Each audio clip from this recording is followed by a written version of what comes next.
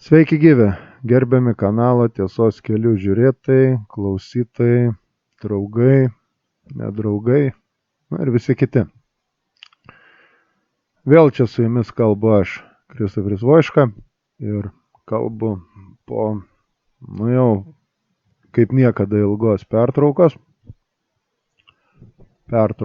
kurios aplinkybės buvau paaiškinęs dar praeitą rudenį.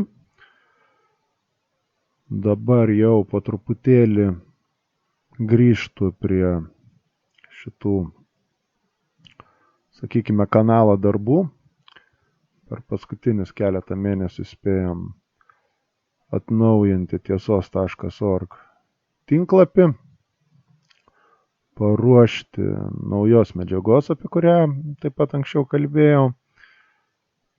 Kam įdomu, galit tiesos.org rasti tokį naujametinį, gal nesveikinimą, sakykime, naujametinį pranešimą, kuriam apie kanalo veiklą, darbus yra parašyta išsamiau. O čia tuo tarpu norėčiau padaryti debiutinę laidą. Debiutinę tiek, ta prasme, kad tai pirma laida po šitos kelių mėnesių pertraukos. Debiutinė ir tuo, kad tai pirma laida šių 2026 metų. Ir taip pat debiutinė, ta prasme, kad čia pristatysiu naują tokią rubrikėlę. Prie ko ir pereisiu. Taigi, rubrika čia užvadinta juodraštis. Jei trumpai, tai mintis tokia, kad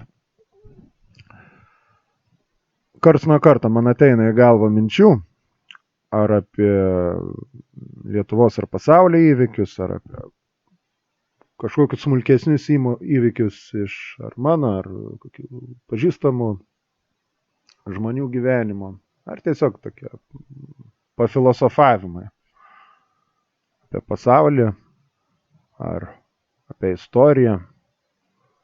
Ir dažnai šitie pafilosofavimai, pamąstymai taip ir lieka mano galvoje arba pasidalinu kasdieniuose pokalbiuose su draugais, su giminaičiais. O pagalvojau, būtų visai neblogai kai kuriuos iš jų imtų užrašyti, padaryti tokius lengvo publicistinio pobūdžio straipsniukus. Tuos straipsniukus dėti į mūsų tinklapį, ir jau čionai tuos straipsniukus garsiai perskaityti, galim sakyti, tiesiog įgarsinti, kaip audio knygą nepavadinsi, tai sakykime, kaip audio straipsnis. Tai ir gavosi vakar, tai yra sausio 14 diena, sakau vakar, nes dabar aš kalbu, jau yra sausio 15 diena, gavosi toks pirmas blynas. Ir dabar tą pirmą blyną aš jum ir perskaitysiu. Taigi, juodraštis 1. Politinis kalinys, kabutėse demokratų veidmainystės atspindys. Nei Edmundo Jakilaičio, nei jo laidų specialiai neseku. Bet kaip jau nekartą yra buvę, pasižiūrėti eilinę jo politikos laidą mane paskatino naujas skandaliukas. O tai yra iš pradžių Delfi LT perskaityta antraštė. Andriukaitis Algirdą Paleckį vadina politiniu kaliniu. Iškart susidomėjau, nors ypatingai ir nenustebau. Nenustebau, nes Vyteniui Povilui Andriukaičiui yra būdingi, netipiški, kartais ir stačiai oficiozai neįtinkantis pasisakymai. Susidomėjau, nes pagaliau kažkas iš Lietuvos visuomenės viršūnių nepabijojo imti ir pavadinti dalyką tikruoju vardu. Taigi, per šį antradienį, tai yra 2026 m. sausio 13 dieną, išėjusią Jakilaičio laidą Politika, LSDP senbuvis pareplikavo, kad Algirdas Paleckis yra politinis kalinys. Ir apskritai, kad pastarojo kalinimas neteisingas ir nepamatuotas net tariamų kabutėse grėsmių valstybei požiūrį. Pasižiūrėjau toliau, o praėjus vos kelioms valandoms jau pilna reakcijų. Reakcijos. Kasčiūnas ir socdemai. Esminė atrodytų Lauryno Kasčiūno remarka. Anot Kasčiūno, pavadindamas Paleckį politiniu kaliniu ne bet kada, o dargi sausio 13 dieną, tai yra per 91 metų sausio 13 dienos įvykių metinės, Andriukaitis ne tik paniekino sausio 13 aukų atminimą, bet ir įvykdė, citatą, informacinį išpuolį prieš Lietuvą. Tai seka kelios pusiau teisinių žargonų parašytos pastraipėlės, jų čia necituosiu, norintis lai pasiskaito tiesioginį šaltinį. Na, o baigiantis pareikalaujama, čia jau citata, kad socialdemokratų partija nedelsdama ir aiškiai atsiribotų nuo šių pavojingų Lietuvos valstybės nacionalinio saugumo interesams prieštaraujančių jos garbės pirmininko pareiškimų. Citatos pabaiga. Ir ką? Iškart pasirodė ir atitinkami LSDP lyderių pareiškimai. Tai yra ir Palucką LSDP pirmininko poste pakeitusio Mindaugo Sinkevičiaus, ir premjero poziciją iš jo perėmusios Ingos Ruginienės komentarai. Štai ką parašė Sinkevičius. Vėl citata. Pagrindo bet kokioms diskusijoms dėl Algirdo Paleckio statuso nėra. Tai asmuo, kuris Lietuvos teismo sprendimu yra pripažintas kaltu už pasikėsinimą šnipinėti Rusijos federacijos naudai, vykdant jos žvalgybos nurodymus. Paleckis šiuo metu atlieka teisėtai paskirtą bausmę. Citatos pabaiga. Išties nieko įdomaus. Standartiškai pasmerkiamas Paleckis, o Kasčiūno užsipultasis Andriukaitis net nepaminimas. Tiesiog trumpas komentaras pagal logiką, kam reikia, tas supras. Toliau turime Ruginienės žodį. Po jau šiandien tai yra, tai yra sausio 14, įvykusios spaudos konferencijos. Užklausta žurnalistės, ką mananti apie Vytenio Povilo Andriukaičio pasisakymą, Ruginienė sureagavo taip. Citata. Čia kaip pajuokausiu. Užtenka 2 valandom atitrūkti į kokį tai posėdį ir ateini ir matai, kad už sienos gyvenimas pasikeitė ir įveikiai pasikeitė. Aš nežinau. Man atrodo, kad net kartais, žinot, tam tikrų komentarų net nenoriu komentuoti. Tai jeigu mes pradėsime dabar svaidytis dar ir tokiais vertinimais, tai kuo mes skiriamės nuo Rusijos? Na, bet atrodo niekuo. Jeigu mes dar galvojame, kad demokratinė šalis, Europos Sąjungos šalis, NATO aljanso narė turi politinių kalinių, kur aiškiai yra byla ir aiškiai yra bylos medžiaga, na, tai tada net nežinau, kur link mes einam. Citatos pabaiga. Šis komentaras kiek įdomesnis. Ir įdomesnis tuo, ką parodo tiek apie Ruginienę, kaip atseit kabutėse demokratinę politikę asmeniškai, tiek apie kabutėse demokratinį Lietuvos politinį elitą, tiek apie atitinkamai kabutėse demokratinę Lietuvos valstybę apskritai. Ką būtent? Sakyčiau, jis parodo kabutėse demokratų, bei pačios jų kabutėse demokratijos veidmainystę, o gal net šizofreniją.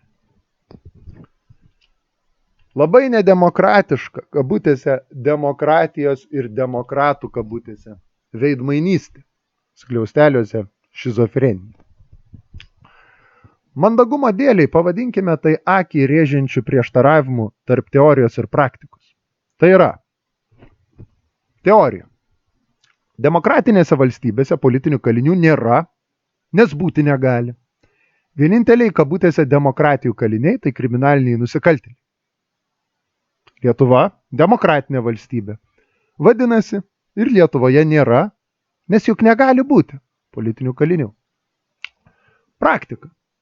Visose valstybėse, ir demokratinėse, ir nedemokratinėse, nesvarbu, ir būta ir esama tiek kriminalinių, tiek politinių nusikaltėlių. Atitinkamai, būta ir esama tiek kriminalinių, tiek politinių kalinių. Kabutėse teorija šiuo atveju paprasta ir paremta atrodytų didžiai moralių įsitikinimu, kad būtent kabutėse demokratija ir tik tai kabutėse demokratija užtikrinanti piliečiams minties, žodžio ir apskritai saviraiškos laisvę.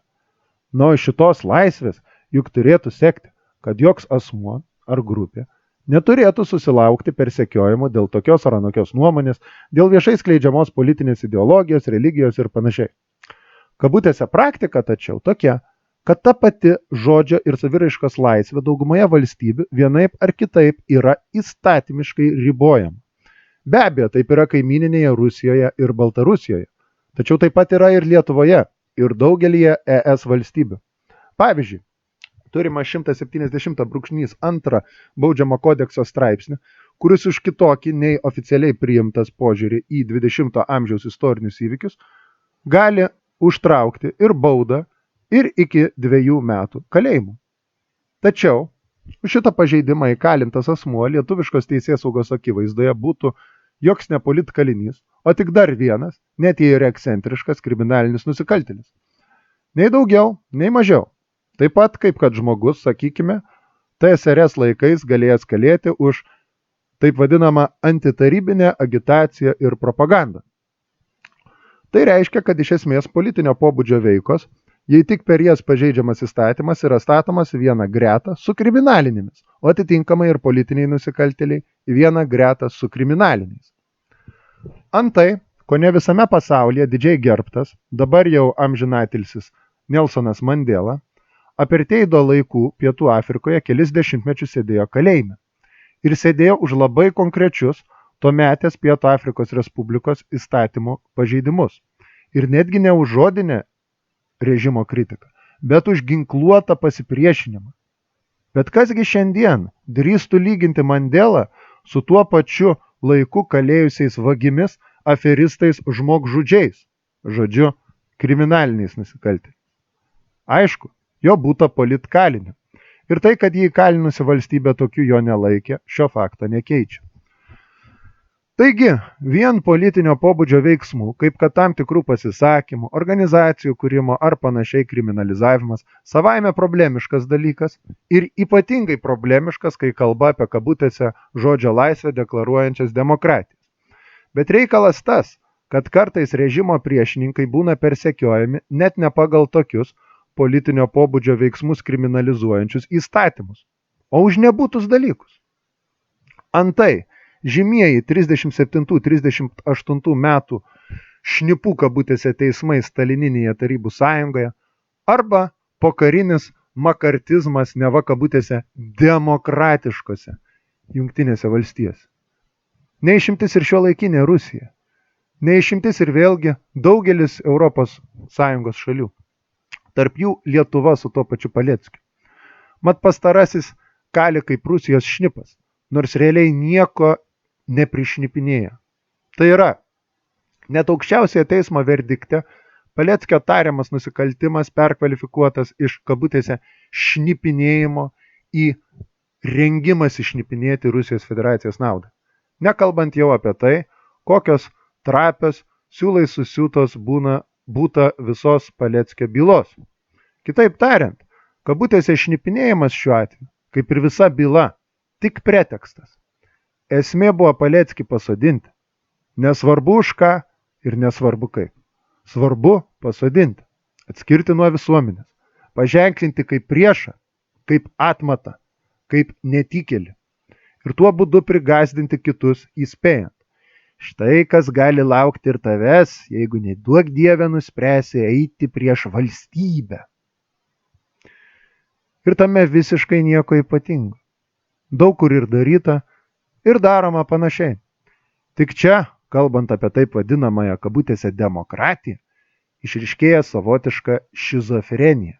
Nes juk šizofrenija tai radikalus asmens sąmonės skilimas. Atseit, pas mus Lietuvoje demokratija. O kadangi demokratija, tai politkalinių nėra, nes demokratijai jų juk ir būti negali. Bet realybėje jų vis dėlto yra. Pavyzdžiui, greta Paleckio yra dar toksai istorijos entuziastas, irgi užtariama kabutėse šnipinėjimą kalintis klaipėdietis Aleksejus Greičius. Šiame kontekste Ruginienė te pasielgia, kaip ir te gali pasielgti, tikra vidutinybė. Tai yra, kabutėse, normalus, kaip anoniminės sistemos užsuktas laikrodukas, biorobotukas veikiantis žmogus. Miesčionis. Jis savo lūpomis išsakė, jis savo esybę atspindėjo tą oficiozinę kabutėse tiesą, tą kabutėse generalinę liniją, kurią priklauso pripažinti ir kurie priklauso tikėti kiekvienam kabutėse padoriam Lietuvos Respublikos piliečiui. Kabutėse padoriam lietuviškam miesčioniui. Tai ir padarė. Nieko asmeniško. Tiesiog ideologija. Kaip kreivų veidrodžių rodomas atitinkamai kreivas tikrovės atspindys. Veidmainystė veidmainiams. Skliausteliuose šizofrenija šizofrenikams. Ir kas iš to paklausit? Atminkime premjeros nuorodas į kabutėse demokratiją ir baisėje kabutėse nedemokratiškąją Rusiją.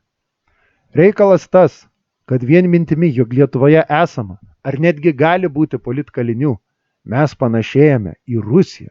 Kitaip tariant, mes privalome aklai tikėti šizofrenišką dogmą, kad prie kabutėse demokratijos politkalinių nėra, nes negali būti. O tai jau labai panašu į orvelišką kabutėse naujakalbę, kur valdantieji ima jau ne tik tai cenzuruoti tai, ką kalbame, bet reguliuoti netgi tai, kaip kalbame ir kaip galvojame. Šties paradoksalu, bet toks prieštaravimas tarp lozungų realybės, teorijos ir praktikos jau reiškia prarają. O praraja negali neiššaukti kritiškos minties, o kritiška mintis protesto, gal netgi pasipriešinimo, kaip Andersono pasakoja apie nuogąjį karalių. Tad tuo ir pasidžiaukime. Palikim veidmainystę veidmainiams ir Šleževičiams, ir Ruginienėms, ir visokiems kitokiems kabutėse demokratams. Ir šizofreniją palikim šizofrenikam. Na, patys žiūrėkime drąsiai į tikrovę, kokia ji yra. Ir toliau žingsniuokime tiesiu keliu. Tiesos keliu.